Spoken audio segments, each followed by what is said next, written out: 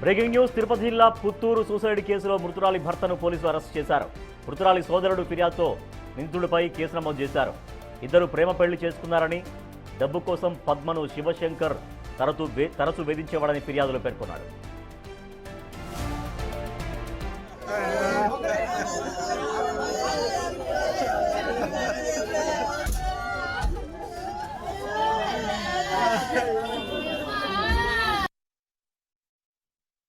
పుత్తూరు పట్టణంలో సాయంత్రం కృష్ణానగర్లో ఒక మహిళ మరియు ఆమె ఇద్దరు పిల్లలు కూడా ఉరి వేసుకొని చనిపోవటం జరిగిందని రాబడిన ఇన్ఫర్మేషన్ మేరకు ఇమ్మీడియట్గా అక్కడికి వెళ్ళటం జరిగింది.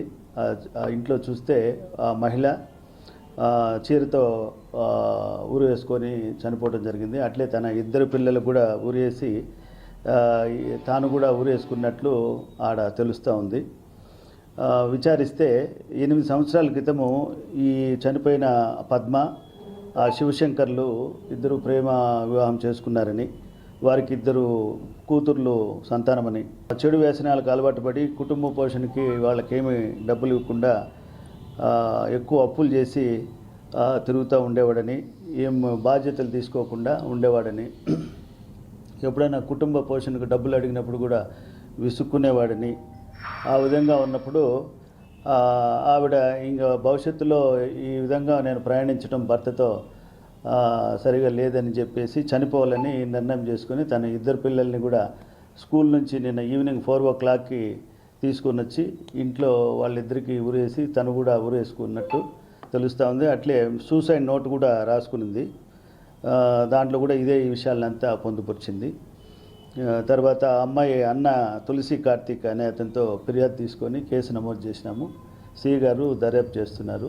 దీంట్లో ఇంకా ఏమేమి విషయాలు అన్నీ పూర్తిగా కూలంకషంగా దర్యాప్తు చేసి వారిపైన భర్త తల్లిపైన కూడా కంప్లైంట్ చేయడం జరిగింది.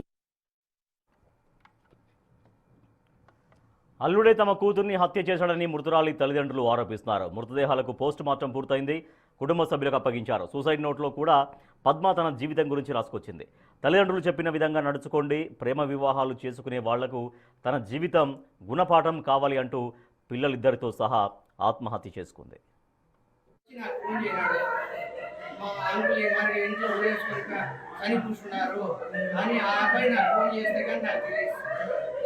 వచ్చి 5 గంటలకు 6 గంటలకు నాకు ఫోన్ చేసినట్టు నాకు తెలుసు. అడిగితే మరి బేగాలు పెట్టేస్తున్నారు, ఊరేసుకున్నారు అని చెప్పి ఫోన్ చేసినాడు సార్. ఏ కారణం ఏమని తెలుసు, నాతో కూడా పెద్దలు చెప్పి బాధపడింది ఏం లేదు. మళ్ళీ లేనిపోయిన అలవాట్లన్నీ పెంచుతున్నారు. పనికి పోవడం, మనీ పరంగా కొంచెం మనీ కావాలని వేధించడం స్టార్ట్ చేశాడు. అప్పటికి ఇంట్లో నుంచి హెల్ప్ చేస్తానే పని పట్టి ఇక్కడ తాగడం ఎప్పుడు గొడవలాగా వెళ్ళిపోయిన ఇంట్లో వాళ్ళకి చెప్పలేదు. బాధపడతారు. నాకు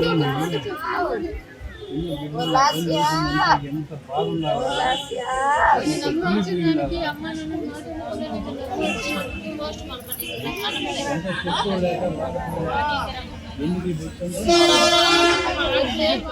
చదువుకునే వాళ్ళకేం తెలియదు. తిరుపతి జిల్లా పుత్తూరు సూసైడ్ కేసులో మృతురాలి భర్తను పోలీసులు అరెస్ట్ చేశారు. మా ప్రతినిధి దామోదర్ మరింత సమాచారం అందిస్తారు. దామోదర్, ఇప్పుడు ఆ కేసులో మృతురాలి భర్త పాత్ర ఎంతవరకు ఉన్నట్టుగా పోలీసులు చెబుతూ ఉన్నారు?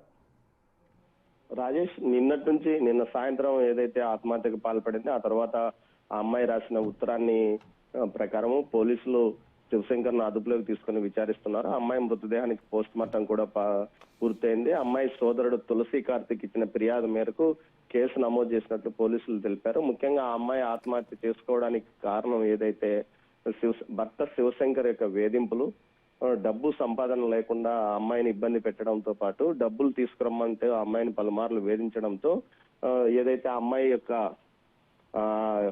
నానమ్మ, అదేవిధంగా వారికి సంబంధించి నానమ్మ రెగ్యులర్ గా తనకు వచ్చే పెన్షన్ గా అమ్మాయికి ఇచ్చి సాయం చేస్తుంది. అంతేకాకుండా కుటుంబం నుంచి కొంత 2-3 సార్లు డబ్బులు కూడా ఆర్థికంగా ఆదుకున్నాము. అయితే ఆ విషయంలో అమ్మాయి అడగడానికి మొహమాటంగా భావించి ఆత్మాభిమానం గల పద్మ ఈ విధంగా ఆత్మహత్యకు పాల్పడింది.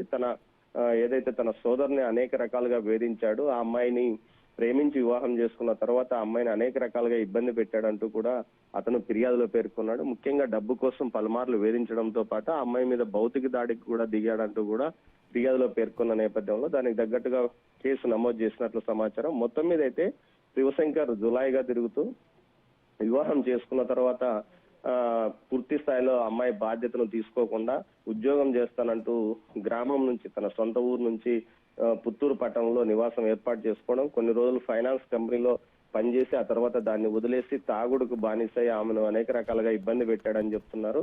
ఈ నేపథ్యంలో ఇందుకు తగ్గట్టుగానే కేసు నమోదైన పరిస్థితి. మరోవైపు ప్రస్తుతం శివశంకర్ పోలీసులు అదుపులో ఉన్నాడు. అంత్యక్రియలకు అతన్ని అనుమతిస్తారా లేదా అన్నది కూడా తేలాల్సి ఉంది. మరోవైపు ముఖ్యంగా కుటుంబ సభ్యులు ఏదైతే ఇటు పద్మ యొక్క తండ్రి గాని, అదేవిధంగా సోదరుడు గాని, ఇతర బంధువులు గాని అతని ఛాయలు కూడా మా వద్దకు రాకూడదంటూ కూడా పెద్ద ఎత్తున గొడవ చేస్తున్న నేపథ్యం. దీంతో పాటు ఖచ్చితంగా అతన్ని కఠినంగా శిక్షించాలి, తమ కుమార్తెలాగా ఇంకొకరి జీవితం నాశనం కాకూడదని కూడా అంటున్నారు. ఉత్తరం ఒక సాక్ష్యంగా ఉండడం, దీంతో పాటు పలుమార్లు ఆ అమ్మాయికి వీరు ఆర్థిక సాయం చేసినప్పటికీ మరింత డబ్బులు కావాలని వేధించాడన్న కోణంలోనే ఇప్పుడు ఫిర్యాదు చేశారు. అదనపు కట్నం కోసం ఏదైతే ప్రేమ వివాహం చేసుకున్న తర్వాత ఆ అమ్మాయి ఇంటి నుంచి డబ్బులు తీసుకురావాలి, కేవలం ఆ అమ్మాయి డబ్బుల కోసం ఇతను పెళ్లి చేసుకున్నట్లు కూడా ఒక్కోసారి గొడవ చేశాడు. ఈ వ్యవహారాన్ని అంతటికి సంబంధించి పూర్తి స్థాయిలో అతని మీద కఠినంగా శిక్షించాలని వారు కోరుతున్న పరిస్థితి. అయితే పోలీసులు దీనికి సంబంధించి ఏదైతే ముందుగా ఆ అమ్మాయి ఉత్తరాన్ని ఒక సాక్ష్యంగా తీసుకున్నాం, అదేవిధంగా ఇతను ఏ విధంగా అమ్మాయితో వ్యవహరించాడు, అమ్మాయిని ఎప్పుడైనా కొట్టాడా అన్న విషయాన్ని సమీప నివాసస్తుల నుంచి కూడా సమాచారం తీసుకుంటున్నారు. ఇంకో ట్విస్ట్ ఏమంటే ఈ కేసులో ఏదైతే శివశంకర్ తల్లి కూడా ఈ అమ్మాయిని వేధించిందంటూ ఫిర్యాదులో పేర్కొనడంతో ఆమెను కూడా నిందితురాలుగా చేర్చడం జరిగిందని పోలీసులు చెప్తున్నారు. Rajesh. Right, thank you Damodar.